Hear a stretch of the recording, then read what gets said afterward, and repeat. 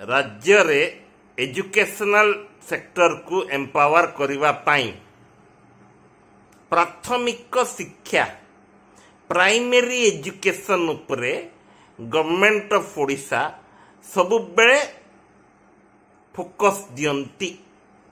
एटा central government रो भी गोटे focus कहीं प्राथमिक शिक्षा गोटे छात्रर कैरियर को बहुत बड़ आकार रे डिसाइड करे, जोथि पाई राज्य रे बहुत परिमाण रे प्राथमिक विद्यालय एस्टाब्लिश होबारे लागिची। आउ छात्र छात्री माने भी गवर्नमेंट स्कूल गुड़ारे पाठ पढ़िबा पाई बहुत बड़ धरण रे आग्रही रुहंती। किंतु दुखर कथा जो अनुपात रे शिक्षा अनुष्ठान गुड़ा एस्टाब्लिश करा होची सेही अनुपात रे टीचर्स गुड़ा अपॉइंट हो नाहंती। As per the report provided by honourable chief minister of Odisha Shri Mohan Charan Majhi 62,000 शिक्षक पोस्ट खाली रही 62,000 एक क्लास रु 10 क्लास जाए, प्रथम रु 10 क्लास जाए। सेकेंडली 1,36,000 1,36,000 टा पोस्ट विभिन्न गवर्नमेंट ऑफिशियल लेवल रे खाली रही। सेटा भी गोटे चिंतार विषय से प्रकाश करिचंती। किंतु टीचर्स एसोसिएशन जे कि टीचर मानक अधिकार पाई फाइट करुची तांको रिपोर्ट अनुसार 62,000 नहीं सेठा हला 1,50,000 टा टीचर्स रो पोस्ट खाली पड़ी रही, जोटा फिलअप हबार निहाती जरूरी।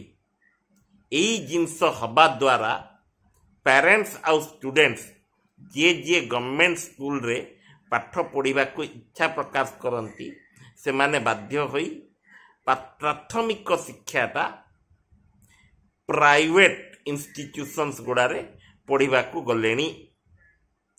गवर्नमेंट फ्री रे बही, फ्री रे ड्रेस, फ्री रे जोता ए सबु जिनस दबा परे भी इवन मिड डे मील्स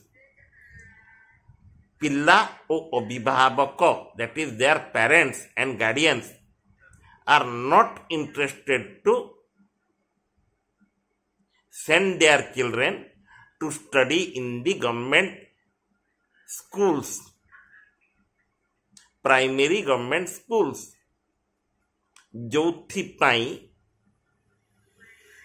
एटा गोटे सिस्टम उपरे चापड़ा कीजे एते आमे करोड्स ऑफ रुपीज इन्वेस्ट करिबा बाद भी एजुकेशन सेक्टर को आमे ठीक रे एम्पावर करि पारिनु, सुदृढ़ करि पारिनु। और एटा गोटे चिंतार विषय कहीं हुए तो बहुत सारा मेधावी छात्र जे कि सोसाइटी रे अनेक पोजिशन नहीं किरी निजको एस्टाब्लिश करि पारंते अर्थ अभावरु प्राथमिक शिक्षाटा तांकर हैम्पर होची, जहा द्वारा उच्च शिक्षारू से माने वंचित रहुचंती। वीडियो को भरपूर मात्रा रे एटा शेयर करंतु कहीं एई विषयटा गोटे चिंतार विषय और या उपरे काम हबा अति जरूरी। फेसबुक रे जदि देखुचंती फेसबुक पेज को फॉलो करंतु। यूट्यूब चैनल आकर्षण रोर्स रे जदि देखुचंती आकर्षण रोर्स को सब्सक्राइब करी बेल आइकन को दबांतु। टिल देन जय जगन्नाथ।